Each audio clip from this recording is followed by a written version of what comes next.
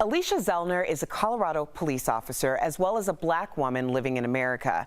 After the killing of George Floyd in late May, Alisha noticed that many black officers like herself struggle to find ways to honor their identities both in and out of uniform.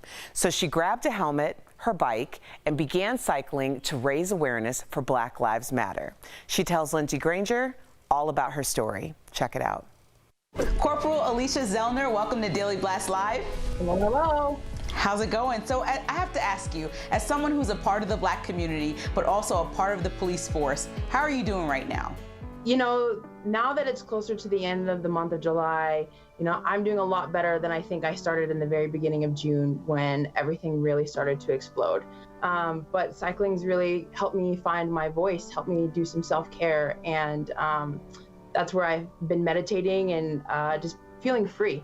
And I want to learn a little about your story. What made you get into police work? Growing up, I've always kind of loved the criminal justice system. Law & Order Special Victims Unit was like my favorite show. I'd like to say that Olivia Benson is my spirit animal, but it was truly Dr. Wong, who was the forensic psychologist on the show, who drew me into wanting to understand why criminals commit crime. And so for me, it was kind of thinking like, I have this unique skill set of working with individuals in crisis and in mental health issues in the hospital. I think that could be very useful out there on the streets. So do you experience tension when you're in uniform as opposed to when you're out of uniform? The easy answer to that is yes. The more complicated answer to that is it's complicated. And unless someone is literally in my shoes, it's really hard for people to understand.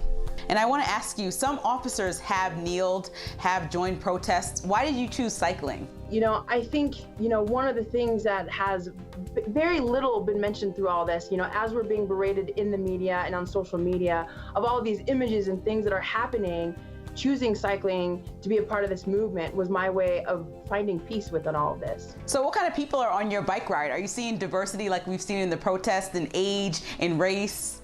Yes, absolutely. We have everyone from the older generations to the younger generations. I think the youngest person we had complete the community awareness ride for us was 6 years old. But many of them came up to me during the ride and just kind of thanked me for having a place to have a voice in the movement during a time in which, we have to remain neutral in so much.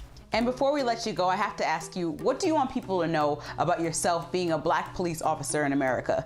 Oh man, where does one even begin? I mean, that's a heavy question. That's a great question. Again, I think, the word complex is one of my favorite words of talking about all this. Being an officer in color, it's not about picking a side. It's about wanting to make a difference. I think it's the same thing that you would find, a black doctor or an actor, they would say the same thing.